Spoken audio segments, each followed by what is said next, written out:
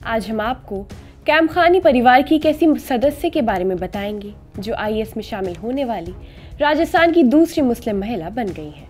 आदाब, आप देख रहे हैं आवाज़ वॉइस और मैं हूँ आपके साथ अमीना माजिद।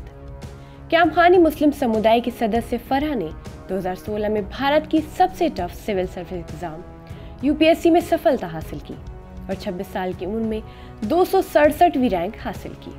अपने परिवार के मजबूत समर्थन से उनकी उपलब्धि ने उन्हें आईएएस में शामिल होने वाली राजस्थान की दूसरी मुस्लिम महिला बना दिया। फरहा ने बिना किसी कोचिंग के अपने दूसरे अटेम्प्ट में ये कामयाबी हासिल की। उनसे पहले जयपुर के Aslam Khan all India services में शामिल होने वाले राजस्थान के पहले मुस्लिम थे। मुंबई के गवर्नमेंट लॉ कॉलेज में कानून की पढ़ाई करने और एक आपराधिक वकील के रूप में काम करने के बाद फरहा ने एक आईएएस ऑफिसर के रूप में अपने देश की सेवा करने का सपना देखा। आज उनके एक्सटेंडेड फैमिली से 14 से ज़्यादा लोग हाई रैंकिंग वाले सरकारी पदों पर हैं। शुरू से ही परिवार में यही था कि फरहा हुसैन को भी इसी फील्ड में जाना है।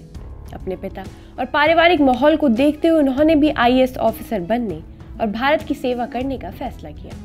फरहा हुसैन का कहना है कि उन्हें बहुत खुशी है कि वो पढ़े लिखे परिवार में पैदा हुई। फरहा का जन्म झुंझुनू के नवागांव में हुआ, जहाँ समुदाय के सदस्य मुख्य रूप से मध्य और उत्तरी राजस्थान में एडमिनिस्ट्रेटिव रोल्स में काम करने की विरासत रखते हैं। बड़े होते हुए फरहा को उनके परिवार ने प्रोत्साहित किया, जिन्होंने अलग अलग सरकारी पदों पर काम किया। फरहा की फैमिली कोई साधारण फैमिली नहीं है, बल्कि वो एक ऐसी विरासत का हिस्सा है जिसमें 3 आईएएस ऑफिसर, 1 आईपीएस ऑफिसर और 5 राजस्थान एडमिनिस्ट्रेटिव सर्विस ऑफिसर्स शामिल हैं। उनके पिता अशफाक हुसैन एक जिला कलेक्टर थे। उनके बड़े भाई राजस्थान उच्च न्यायालय में वकील हैं और परिवार के कई और लोग भी प्रतिष्ठित भूमिकाओं में काम करते हैं। अगर आपको हमारी वीडियो पसंद आई हो तो ऐसी वीडियोस के लिए हमारे चैनल को सब्सक्राइब करना न भूलें।